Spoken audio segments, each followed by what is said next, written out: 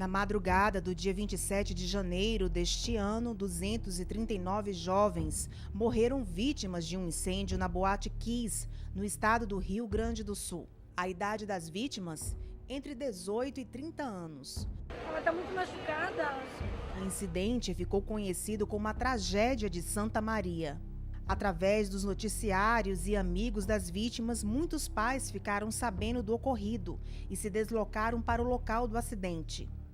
O que eles não imaginavam é encontrar os filhos mortos. No velório, choro, desolação, o trauma da morte. É difícil a gente, muitas vezes, se deparando com sofrimento, entender uma situação como essa, porque a gente sempre pensa a perda de um ente querido, seja o marido, a esposa, filhos, um transtorno tremendo, não combina com a natureza, os pais se despedirem dos filhos, o contrário é que seria o normal, o natural, mas tudo isso a gente é capaz de vencer. Deus nos deu estruturas internas capazes de vencer esses momentos. Nós temos que ter paciência conosco, precisamos buscar ajuda, abrir o coração e principalmente a fé. Além da dor da perda, outros traumas assolam milhões de famílias hoje, como a dependência química, a infidelidade conjugal, a enfermidade como a depressão, o pânico e o bipolarismo, a violência sexual, a violência doméstica e o aborto. Segundo o padre Rinaldo, esses traumas causam, na maioria das vezes, um desequilíbrio familiar e, para enfrentá-los, é necessário dar passos. Primeiro, a gente ter paciência com o tempo. Paciência com o tempo. O tempo é uma grande escola.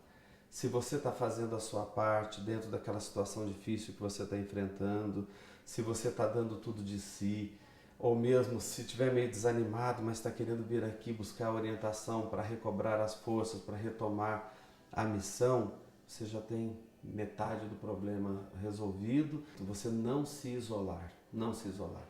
Buscar a comunidade, buscar grupos de apoio, não importa qual seja o problema, sempre vai valer você sair de si mesmo e ir ao encontro dos outros. E uma outra coisa, sem dúvida nenhuma, que na verdade estaria em primeiro lugar, é a fé. A fé remove montanhas, de verdade, como nós lemos no Evangelho. A fé transporta aquela árvore grande com raiz profunda para um outro lugar. E os nossos traumas, as nossas dificuldades, nós podemos comparar muito a isso, né? Uma árvore que nasceu ali dentro da nossa casa, que penetrou com raízes até o fundo do solo da nossa vida e parece intransponível. Mas quando a gente conta com Deus, a gente diz para essa árvore: arranca-te daqui e lança-te do outro lado, e isso vai acontecer. Elizabeth perdeu o marido há 8 anos de infarto fulminante, uma morte repentina.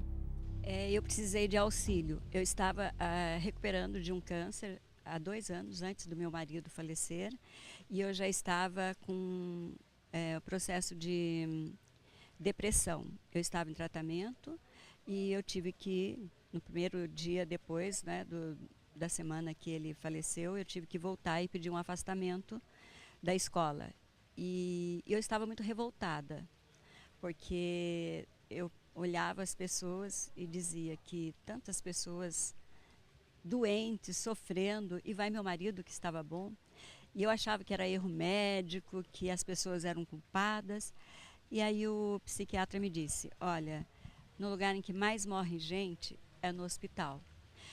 E aí eu comecei a encarar de uma maneira diferente. E ele me auxiliou a verificar que o luto tem várias fases. A primeira é a sensação de culpa, de que eu me culpava pela morte do meu marido. Porque no dia eu estava fazendo um trabalho voluntário e o deixei sozinho o dia todo.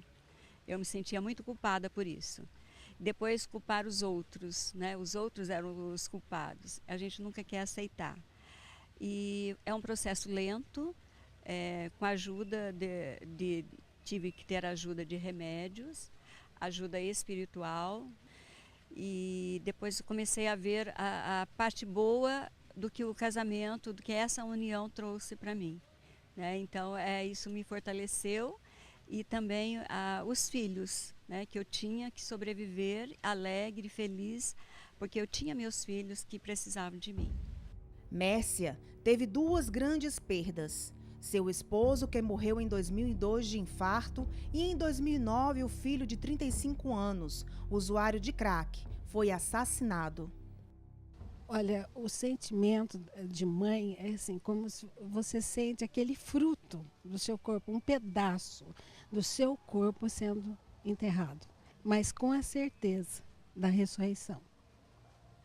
E como você superou, Mércia, essa perda? O que é que te ajudou, o que é que te auxiliou a viver esse luto? Olha, é a fé.